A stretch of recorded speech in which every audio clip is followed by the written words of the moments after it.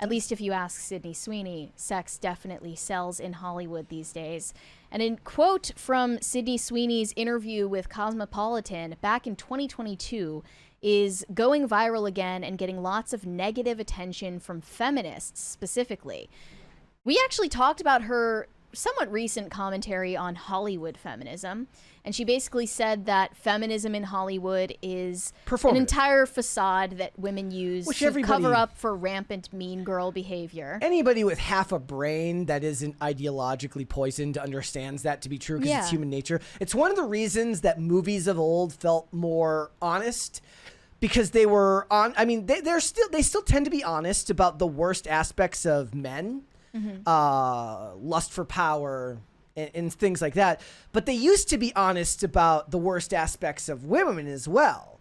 Whether that was, catty behavior, crabs in a bucket. In the same way with women, you want to tear other women down as it happens. Not all women, but it does happen, and it's why it felt so real, because people understood back then, like, Mean Girls is a thing for a reason. There's a reason why the original Mean Girls resonated with so many people, because most people, even the Mean Girls themselves, probably know someone who made them feel that way. Sure, yeah, agree. And I think that it's more interesting to watch shows about female villains, for me specifically. Like, I find that subgenre the most compelling. Female villains? Yeah, like Amanda Seyfried playing Elizabeth Holmes was incredible. I think it works for the stuff, like for me and you, it might be a little bit different, because when they put them into the type of stuff that I watch, it's always got to be a question of, why doesn't the man just smash her? Like, if it's combat, they if have it's to something be, like that, yeah. Well, no, it's like they have to be some type of for instance, in the show Paradise, Julianne Nichols' character Sinatra is like this ruthless businesswoman.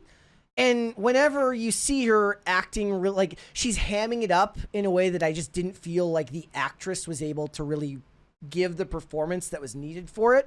But I understood the role, but I was like, Téa Leoni would have been infinitely better in this role. We have a 20 from the Manic Mustache. Late as usual, but apropos to a belated birthday to Carlos Ray Chuck Norris. Yeah, it was his birthday. Which current actor would play Uncle Lee in Sidekicks 2, or should there be a reboot of Last Action Hero, and why can't Terry Crews be that hero? So if they redid Sidekicks, I would laugh more if they got Clint Eastwood, and instead of Uncle Terry, they get what's his name? They get his son, Scott Eastwood. And then as for Last Action Hero, I only saw it once, and I was very, very young. That's one of those ones that I need to rewatch Last Action Hero, and I need to rewatch the original Running Man. So I have to get on that. I know that Running Man is on streaming right now, and so is Last Action Hero. So maybe I'll do that this weekend. So to what you were saying, yeah, it's obvious that feminism in Hollywood is a facade, and it's for all of this backbiting and backstabbing behavior that goes on in that industry. And also people relate to that in their own lives. So that's what Sydney Sweeney was trying to call out. And this comment that she gave to Cosmopolitan a few years back is actually about women in Hollywood doing sex or nudity for films and TV shows, and the way that it's perceived. When men do it, she says it's completely socially acceptable, but when women do it, they are accused of degrading themselves, probably because of people like me. Wait, when men do it, when men do sort. what? When men do what? She's saying when men do nude scenes or sex scenes, it's not looked down upon, but when women do it, it is. Well, that's because the female form is more valued than the male form. Right, that much is obvious. But here's her full quote. They asked her, how do you feel about doing nude scenes personally? She said, I am so disconnected from it. When I get tagged in Cassie or Pippa from the Voyeurs nudes, it feels like me looking at their nudes, not Sydney's nudes. When you film one of these scenes, it's so technical and so not romantic. There are people staring at you, there's pads between you, there's nipple covers and weird sticker thongs all up in your butt. When I saw the Voyeurs for the first time, I wondered if I'd done too much. I researched celebrities who have done nude scenes, trying to make myself feel better. There are hour-long compilations of world-famous male actors with nude scenes who win Oscars and get praised for that work. But the moment the moment a woman does it, it degrades them. They're not actresses. They just take off their tops so they can get a role. There is such a double standard, and I really hope I can have a little part in changing that. I disagree with like that entire premise. Like, I've never heard of men being celebrated in the same way. I don't even know if I've ever heard of a discussion about anybody caring about men's nude scenes, other than the fact that they feel like now they outnumber the female nude scenes in a lot of TV shows. Like, they're more likely to give you, like I said, Reacher is shirtless in every episode. Right. For no reason. He's just shirtless all the time.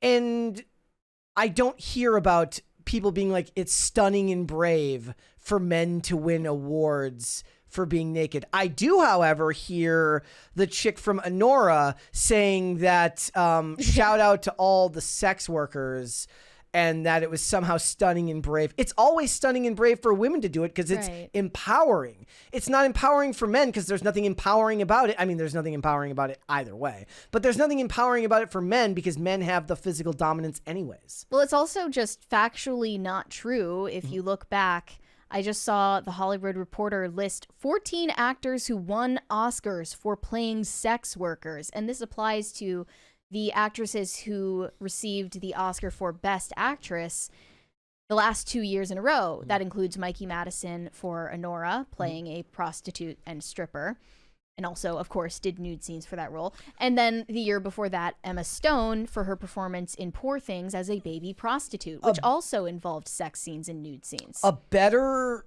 comparison would be the way in which Hollywood valorizes playing roles as gay people. As gay characters. For straight people. For straight people. How they used to do that. Heath Ledger in Brokeback Mountain. We also wanted to show this clip of Cheryl Lee Ralph where she says that the formula to get an Oscar is to do sex scenes. Well, I was disappointed that Wicked didn't get more, but I was absolutely excited for Paul Tazwell. Oh, I love Paul. I'm telling you, but I have told people over and over again, the fastest way to an Oscar is either on a pole or have... I'm telling you, sex sells, baby. Sex sells. So that's what she was saying about Mikey Madison's role. But what's weird is, like, look, that's actually wrong. Sex wins awards is what she's talking about. Sex sells is something completely different. The thing that sex wins awards is avant-garde artistic stuff that's designed to be somehow introspective and say something about sex in the culture. Sex sells as a marketing ploy is Tate McRae or Alex Cooper doing the ad for Carl's Jr. Yeah, that's supposed to be sex sells. There's a difference between Anora doing sex scenes and then winning an Oscar for it, and Sydney Sweeney doing body wash ads. Anora won all those awards, went back to the theaters, and made all of $1 million last weekend. It did not sell shit. Yeah, exactly. And then I saw some responses to Sydney Sweeney's quote about the double standard, where feminists were saying, you know, I would agree with you, but you're Sydney Sweeney, so I disagree with you. Lol. They said, Sydney Sweeney, who built a platform purposely appealing to porn-sick males, is trying to chat feminism with us. She built a platform playing to her strengths. She didn't wake up one day and go, there's a porn epidemic in this country, and by God almighty, I'm going to get out of the gutter by appeasing those who are addicted to Pornhub. That's not what she said. Expanded on this point. Feminism isn't a blanket that absolves women of criticism. That's weird, because usually it is. Sydney isn't progressive for purposefully playing into over-sexualization for profit and then complaining about its effects when others with less autonomy have been consistently exploited by the industry for it. This is one of the cornerstones of what changed for feminism once, like, the 21st century rolled around, which was as soon as they were able to democratize porn and make it something that you could do on your own rather than something you had to do for a company.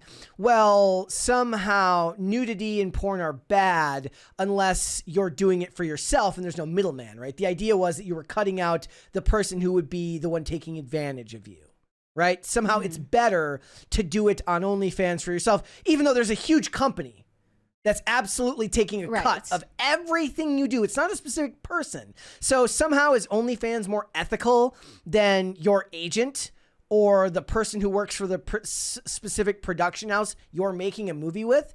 Is it because you're taking the risk of being harmed in the process on your own, where there's less safeguards than there are put in place for the people who work in that industry with the endless testing that they do? And so, like, if anything, it's probably more dangerous now. In Hollywood? No, I'm specific. I'm widening out to like OnlyFans and porn. Okay. Like I'm drawing it back to feminism, but the idea is like it's safer for them now because they can do it for themselves. Okay, except for now when they go do it on their own, there's no company. It was like the girl who did the 1,000 guys. They had to take the video down because there was no way to confirm ages. Like you're telling me they're testing everyone that does that? How is that safer? The sad fact is neither one is safe, but any ideology can give you a fair enough reasoning if you don't look at it widely enough. I have to say, I kind of agree with the spirit of the feminist take on this, because I think that Sydney Sweeney is engaging in doublethink and kind of being feminist only when it's convenient for her. I mean, that's most of she shouldn't be feminist at all, but she's basically wanting to play both sides, and you can't get away with that. And she's going to, yes, degrade herself by showing off her body to the entire world. And then she gets mad when it's perceived as degrading. It is. It just is. And everyone knows that. And it's because of the value placed on the female body. Exactly. That it's perceived as degrading to give it off to like everyone in the world. Do you think so it's not like, do you think it's to avoid being pigeonholed the other direction? Pigeonholed as like, remember they were like, her parents are MAGA, and then she became a darling to the online right. Do you think maybe it's a generic response to prevent herself from being pigeonholed? Well, this is something that she said years ago. I think. I mean, then that might have changed. Maybe her point of view has changed, but the types of roles that she's playing have not, and the nudity that she engages in on most of these projects has not changed. And I'm assuming that her basic point of view is that, you know, that should be respectable and that should be seen as artistic. And it's not. It's porn, and people are right to call it degrading, even if they're calling it that for the wrong reasons, because they're feminists and they don't understand the crux of the issue. I also saw someone respond to this with an article from the Washington Examiner saying, "It's never been easier to sell sex. The reality for women is bleak." And they are pointing out the success and accolades given to Honora in this article, and also the rise of the online sex industry being taken into the hands of OnlyFans stars. And this is the message that young women are imbibing now, is basically that not only is this the easy way to get fame and money, but it's actually like preferable to live your life like this. It's also the easiest one for them. It's a shortcut, and they can explain it away with basic feminist logic to do those types of roles.